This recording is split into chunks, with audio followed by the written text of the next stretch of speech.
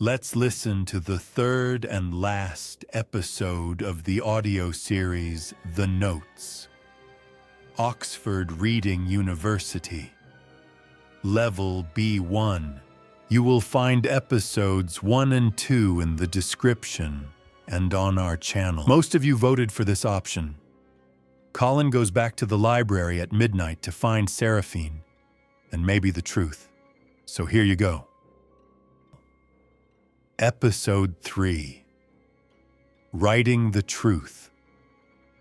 Colin checked the time. Midnight.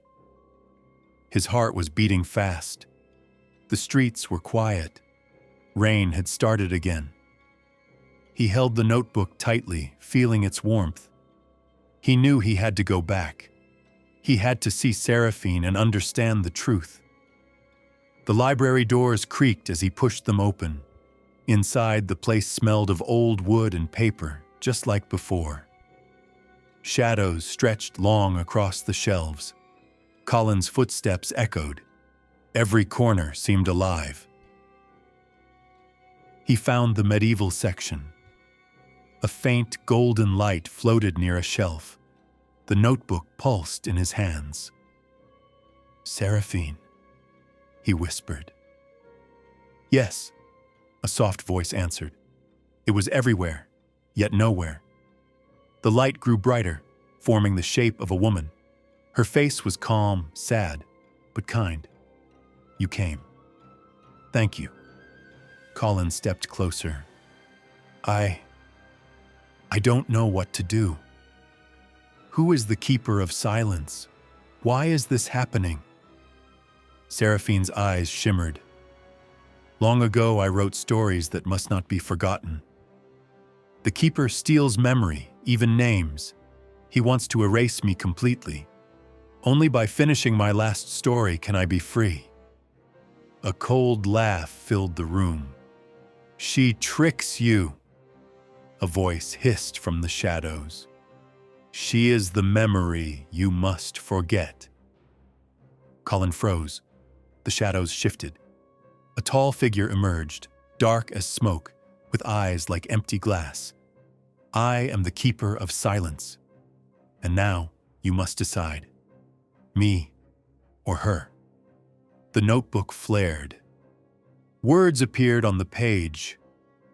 "Write the truth, Colin, or she will vanish." Colin looked at Saraphene. Her form flickered, weak, almost fading. He felt panic. But then he remembered the first thing he ever loved about history. Stories survive because someone tells them. Someone remembers. He lifted the pen. "Okay," he said aloud. "I will write your story. Every word, every secret." The keeper roared, rushing toward him. Shadows stretched like hands, trying to snatch the notebook. Colin's hands shook, but he kept writing. He wrote Seraphine's true name, the memories she wanted remembered, the moments lost to time. With every word, the golden light grew. Seraphine's form solidified. The keeper's voice cracked. "No, you cannot." A blinding flash filled the room. Colin felt the air lift him, the shadows scream and then vanish. When he opened his eyes, the library was quiet. The notebook lay closed on the table. The glow was gone. Colin's chest heaved. He touched the notebook. Nothing. No light. Just paper. Then a soft hand touched his shoulder. Colin spun around. Seraphine stood there. Real, human, warm, she smiled. "You did it. You remembered me." I don't understand," Colin said. "I thought you were a spirit." She shook her head. "I was trapped between stories. Now I am free. The keeper is gone. And the notebook, it has chosen a new reader. One who will guard memory. Colin looked down at the notebook. Its cover now read simply, "Notes for the Remembered." The golden letters shimmered faintly.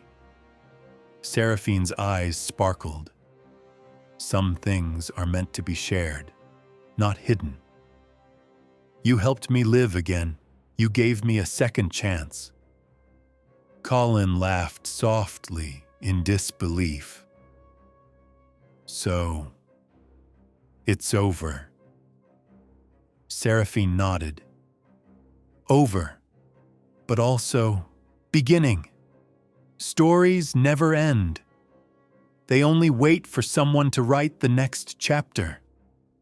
Before he could ask more, she placed the notebook in his hands. Keep it safe. Keep remembering. Then she was gone. Only her warmth lingered. Colin sat alone, breathing. Outside, the rain stopped. The library smelled of paper and hope. Colin smiled. He had not just uncovered a secret. He had saved a life. And somehow he knew. His own story was just beginning. He left the library, the notebook tucked under his arm. Behind him, the shelves were quiet, but he could still hear a faint whisper. Thank you, Colin, for remembering. And for the first time, gravedigger Colin felt seen, not invisible, not forgotten, alive in the middle of history, ready to write the next story. Send this story to a friend who likes free audiobooks. And now, check out another awesome video.